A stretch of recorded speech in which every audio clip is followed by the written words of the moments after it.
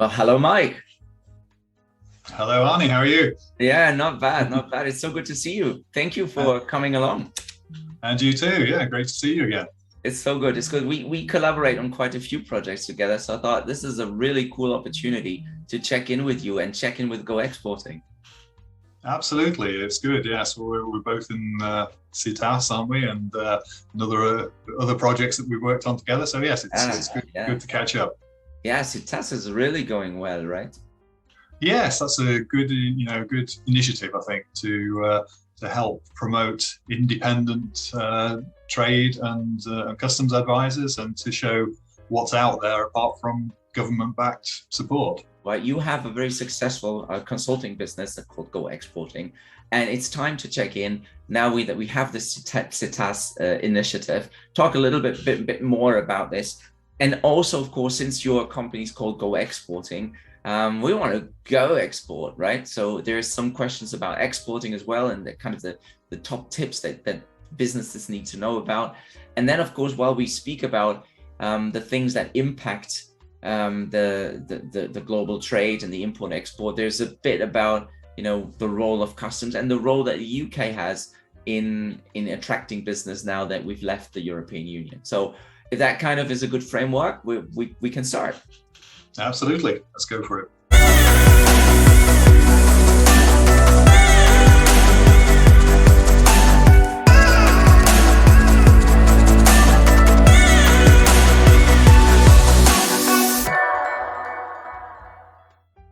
All right, so first question, of course, tell the viewers a little bit about you, who you are, and Go Exporting. What's that all about?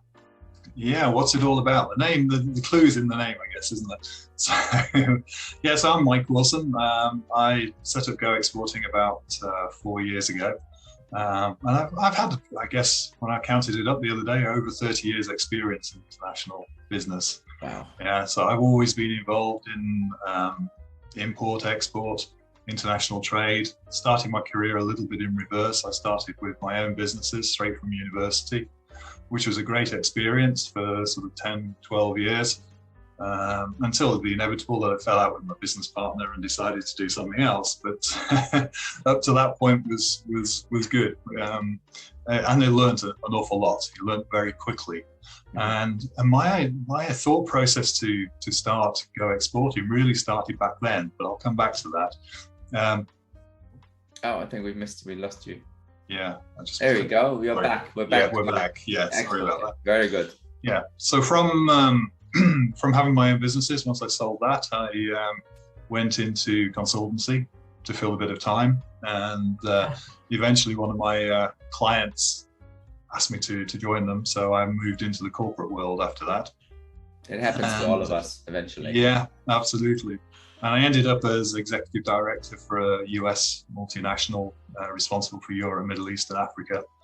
So I've always been, I ran a sales team and subsidiaries across the whole of that region. So again, throughout my whole career, I've been involved in international business.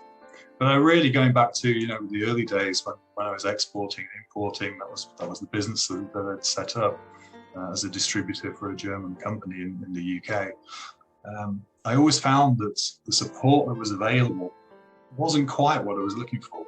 Yeah. You could get support from the IT or whatever the name was at the time to help you go to an exhibition or to give you a little bit of basic support. Yeah. But what was missing was that real business knowledge, if you like, someone who'd been there and done it and got their hands dirty and understood how to go about doing business, how to do business in an international market. Mm-hmm. How do you get on a plane and get off in the middle of Russia somewhere and go and find where you're going to, and things like that, and talk to people there and expand the market, which is what I did with one of my companies I was with. We opened up the East European market just as the Berlin Wall, well, after the Berlin Wall, but as Russia was falling and so on. So that's what was missing. And I always remember I was in Austria when the ash cloud hit, if you remember that, the Icelandic ash cloud. Yes, yeah, crazy. And so I was grounded and I couldn't get back on my flight. Yeah. So I had to catch 3 or 4 trains, and it took me 2 days, 2+ days to get back to the UK.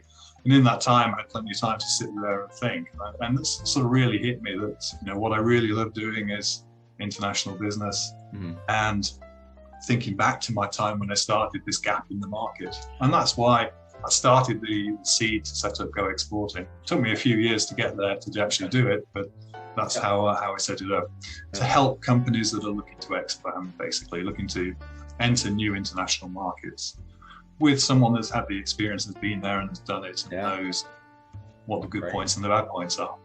That's great. I mean, it's a really good story, right? And the ash cloud, I remember it well, but see what the result of it, right? So there's always some opportunity, and even quite a challenge. I remember that well.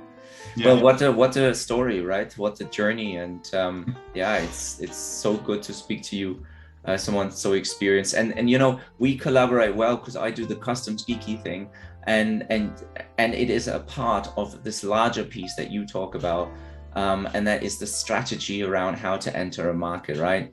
This is where I pull myself back. I mean, I can obviously help with the customs parts of it, but the strategic decisions, there's so much more attached, right? If you have a product and you want to enter a market, customs and global trade is an important part, but the strategy as to the market and the likes, I guess, are something that needs due consideration for sure. Absolutely. They certainly are. Both sides of it are important. I mean, the starting point that we always look at with clients is the customs and compliance side of it. Export readiness, we call it. You've got to understand what the implications of going to a market are, and what the mechanisms of going to a market are going to be, before you can decide if that's the right market for you. It's part of one of the steps that we go through in defining a customer's market. Yes. Before we go into that, though, the top tips, there is a word that still lingers in my mind that you mentioned a little earlier, and that's the word independence. Now, I mean, some of the listeners might say, well, that's all good and great that you have this experience and that you help companies out, but honestly, I've got my trade association. I've got a massive initiative from the government to support smaller business, larger businesses, to help expand into new markets. I mean, literally, the internet is full of pieces of advice, of downloads and whatnot. With all due respect, Mike, you've got to explain to me why it is important to have someone who's independent from government, from trade association support, because there's so much support out there. Do we really need your services? Yes, is the answer to that. I believe, and one of my answer to that would be that there is a lot of information out there. You can download white papers and information about anything, and you can get factual information about customs changes and Brexit, all of these kind of things. There's a lot of information out there. You put a lot of information out there. We put information out there, free for people to download, rules of origin and so on. It's all important information. The reason we put it out for free is because that's not the key thing when you're getting into a market. Yes, you need to understand what the rules of origin are, or what the rules and regulations are, the individual bits of information. But to really have a feel for the market and a feel for how to expand your business internationally, that takes something else. That's not something you can get from a trade association or even a trade advisor if they haven't had that experience in those markets and in actually being there and doing it. And I think that's the difference, that the way I see it. And why does independent matter? Independent matters because you have a different opinion, a different view. You can put your own thought process, your own idea to it, and you're not tied to what someone else thinks or what the government message is going to be, for example, on something.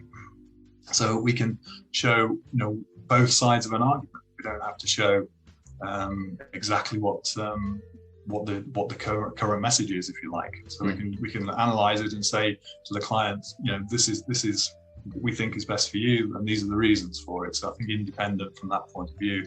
And independent, there's a lot of expertise out there, people like yourself that have been there and done it, got the badges, got the bruises, and want to help people. Yes, we're all trying to make a living, but we don't, we start off because we want to help.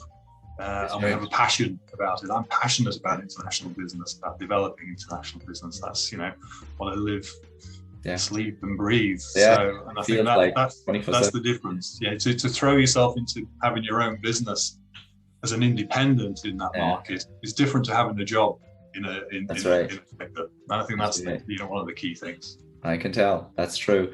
And in addition to that, I'm answering my own question. I understand that, but what I have when reflecting about what the question I'm going to ask you, what I've thought about as well is that you want to deliver the best advice that you can that fits the situation of the customer.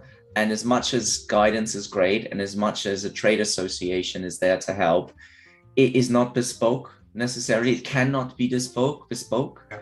You have to first of all understand what the business ideas are, what the product is, what the goals are, what the philosophy, what the culture is, a little bit at least, in order to give the advice that is necessary for them, bespoke. And of course, with trade associations as well, is everybody is there. Cannot be a bespoke service. So this is why independent matters. Absolutely, it's critical that you have that. As say, you can show both sides of the argument. It's bespoke to the client.